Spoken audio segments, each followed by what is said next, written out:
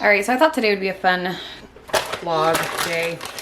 I am not like organized with this vlog day. I'm literally like, this is what I'm doing. First of all, I've got this bag of carrots. Look at these things. They're growing roots in my refrigerator that I need to get canned. So I'm going to show you how to do that. And then I've got to get lunch going. It's 9:30 right now. I'm going to stick this spaghetti squash in my instant pot. And it's supposed to be ready in 7 minutes. Now it takes a few minutes for the Instant Pot to come to pressure, but it takes like, overall I think it's like 17 minutes or something to have the Instant Pot completely. You see this? You see this? I bought this knife set, okay? Saved up my money, wanted a good knife set. The tip of it broke. Anyhow, so I'm cutting the spaghetti squash in half. Not with that knife. Let's try this knife. So I'm cutting this spaghetti squash in half. Maybe. And dear baby Jesus. Anyhow, you cut it in half, you put it in the Instant Pot on a trivet with a cup of water for 7 minutes under pressure, and you have spaghetti squash in 7 minutes. So I thought about growing spaghetti squash this year, but I don't know that my family eats enough to warrant growing it. Oh, by the way, you have to scoop the seeds out. All right, it's in. We're gonna put the lid on. Make sure the pressure thing is on. Hit pressure cook for 7 minutes. And there we go. Okay, so these carrots, they look like this. They have some nasty looking tops and some roots growing because they're organic. I have this whole bag. They actually went bad. Oh, not bad. They're not bad. That's just what I'm trying to tell you. They went bad a while ago. But I kept them in my fridge for weeks and weeks and weeks because I didn't want to throw them away, or I don't have rabbits anymore, so I didn't, you know, chickens don't really eat carrots. So my goal was to can them. So that is what we're gonna do today. Junior's gonna help me cut carrots. I'm gonna clean them off and he's gonna cut them.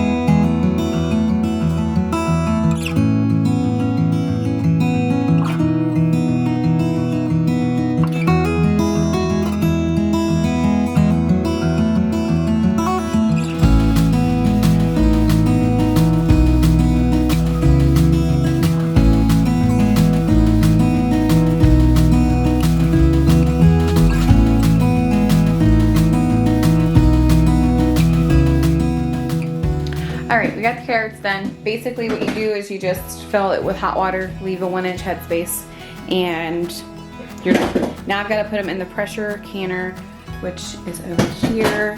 I've got my base in there. I need to put my water in there, but you're just going to put them like that. And I'll show you the process.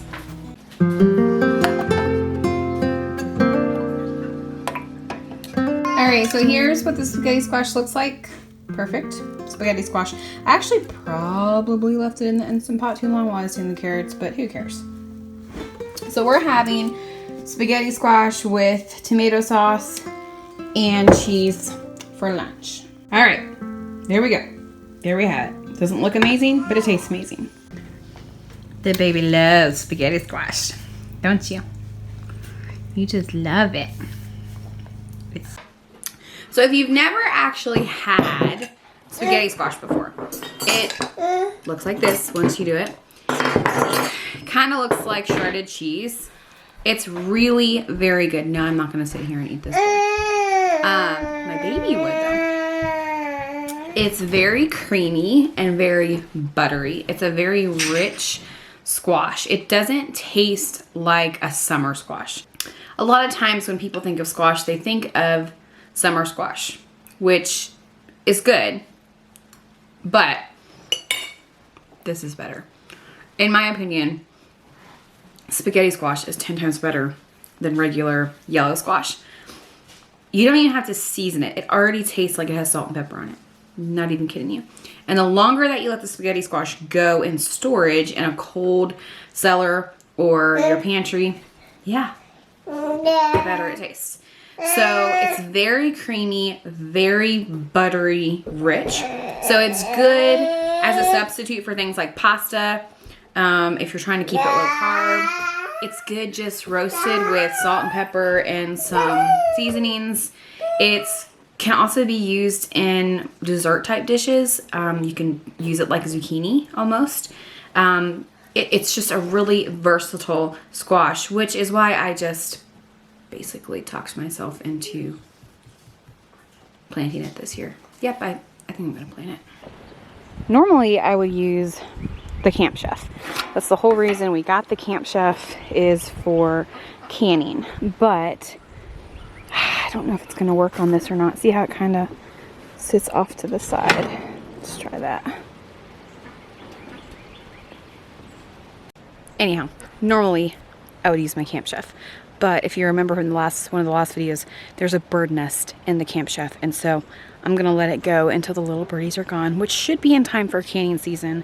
So for now, I'm just bringing my pressure canner up to 10 pounds of PSI and then letting it vent for 10 minutes and then putting the pressure gauge on. I'm going to link information in the description below to show you how to actually pressure can. This isn't like a how-to video. I'm just kind of going through it so you can see how easy it is. It really is easy. If you are concerned about pressure canning, don't be. If you're absolutely concerned about pressure canning, do it on your grill outside. That way if it explodes, you're good to go. I totally got that backwards, by the way. I'm going to let it steam, vent for 10 minutes. And then I'm gonna add my weighted gauge on it, bring it to pressure, and then pressure can. Lord, my mind is racing 100 miles an hour today.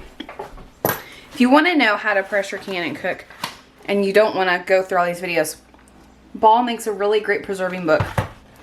And you can see here, I have it somewhere. Carrots. It talks about how to do carrots. You can add salt to carrots, but I don't, because the longer the carrots sit, the saltier they get. And I might actually want to turn the carrots into a more sugary type dish, depending on what I'm using them for. So I did not add salt. It is optional. It doesn't matter because you're pressure canning it. Bless you. The only big thing you want to make sure of is that you clean them really well. Botulism is more prevalent in soil than it is in anything else. And so clean them, skin them, wash them really well. That way you're just kind of bypassing or lessening the risk of having botulism.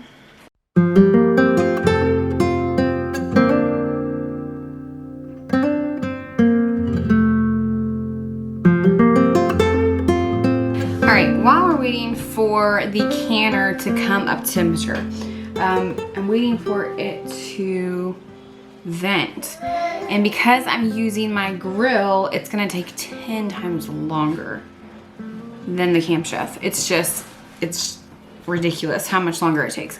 That's one of the reasons we got the Camp Chef, or you can even get just a 1-burner stove. To go outside. Make sure it's a propane powered one because electric takes forever as well. But I want to talk about canning season. So a lot of us are growing your own food, encouraging people to grow their own food, which is great. It's so great that so many people are doing this.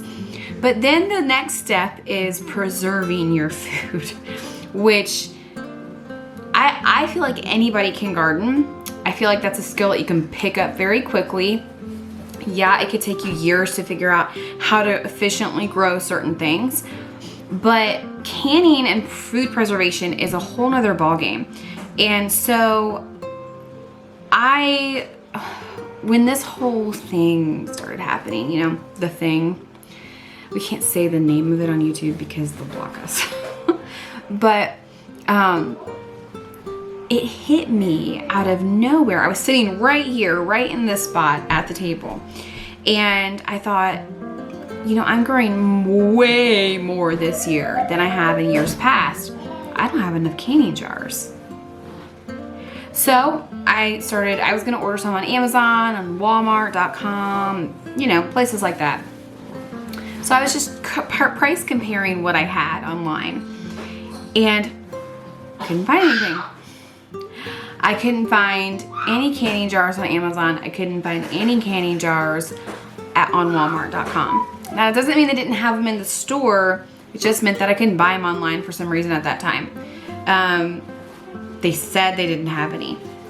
So I freaked out a little bit. I was like, well, how am I gonna plant all this food and then not have any way to preserve it?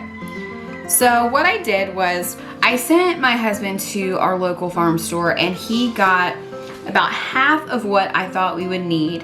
And then we went to the other farm store in the next town over and got another half of what I thought I needed. That way, we weren't clearing everybody out in case they couldn't order anymore. And so we kind of just diversified where we were getting the candy jars from. But things haven't changed much, especially as we get closer to planting time in a lot of places. A lot of people are thinking about food preservation, and it's not just a run on cans, it's people are planting more now than they did in years past. So they need more jars, they need more lids. And of course, you know, I love Ball and everything, Ball canning, but their jars are crap now. They are just pure, total crap. I have jars from 30 years ago, Ball jars like this one, okay? 30 plus years old. They're older than I am. That I got from my uncle when he passed away. He was avid gardener, avid canner. They are stronger than the jars I can buy brand new Ball jars at the grocery store or at my farm store. I literally, my husband, well, it had been happening to me. I would fill up a cup. It wasn't of hot liquid or anything, and it would just crack. The bottom would just fall out. And I'm like, what? Happened to me during canning last year. Imagine being pregnant and canning and all your jars breaking all the time, which was very difficult. But the new jars are just not made like the old jars were. I guess they're not as thick. And so we also know that the lids are not the same as they used to be. It used to be with ball lids, you could use them a few times. Now you really can only use them once. And sometimes they don't even seal the first time. So the first thing, think about canning. How many jars do you need? Where are you gonna get them from? Try not to wipe everybody out. Try to diversify where you're getting them from, or if your farm store will order them for you. That just hit me, I might wanna do that. That's an option too. But also diversify the brand that you're gonna be using, because I love the name and I love the brand name, but this year I'm diversifying. I'm using Ball, I'm using Care. I think I'm gonna start investing in some Weck jars. Now Weck jars are a UK type measurement. They don't come in quarts and pints, they come in different sizes, but they are very thick. And they're like the old time jars that had the actual rubber ring that can be removed.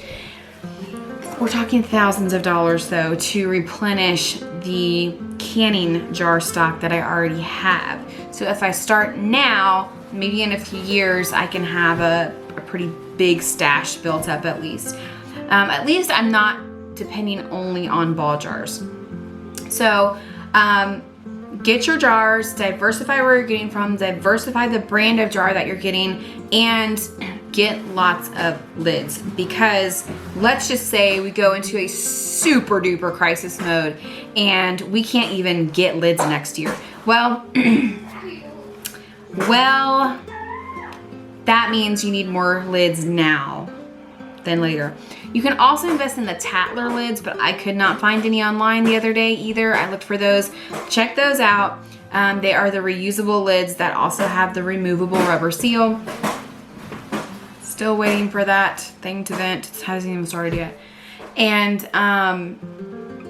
there are other different types of canning lids you can get to. I think Walmart has a brand that you can buy that do intermingle with different brands of jars. So keep those things in mind. I don't want to like create this mad rush to the store, but do know that supplies are getting very limited on canning stuff.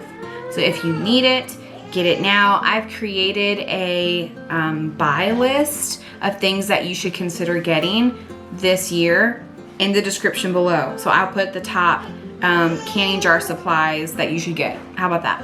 And I'm gonna link everything that I personally use, including a few books and the tools that you're gonna need to get started with canning this year. Seriously, still waiting for that thing to start boiling.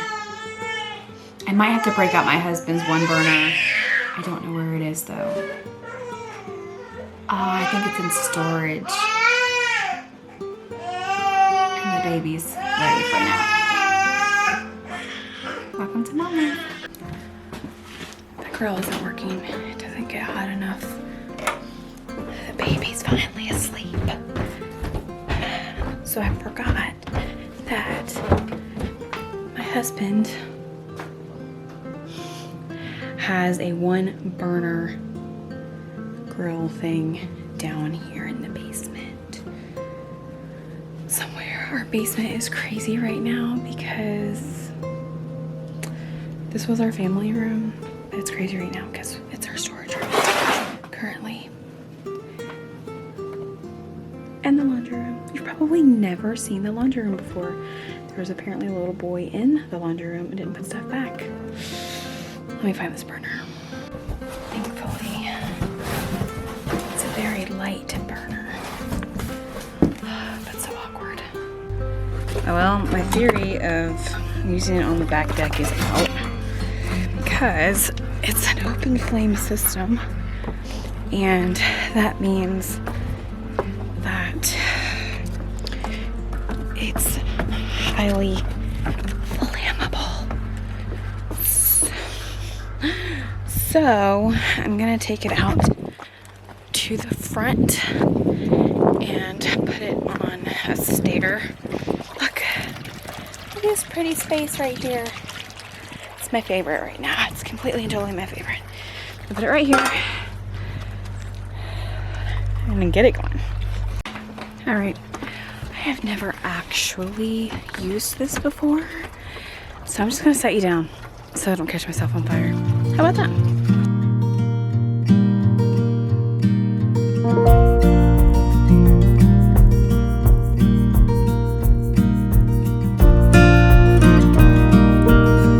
Okay. Once again, it's gotta start boiling, start steaming. It'll vent for 10 minutes. Then we'll put the weight on. Alright, this is what you want. See this all out steady stream? You don't want it'll go you don't want that, okay? You don't start counting. You start counting when it's this full steady stream that's venting like that. That's when you start counting your 10 minutes to vent it.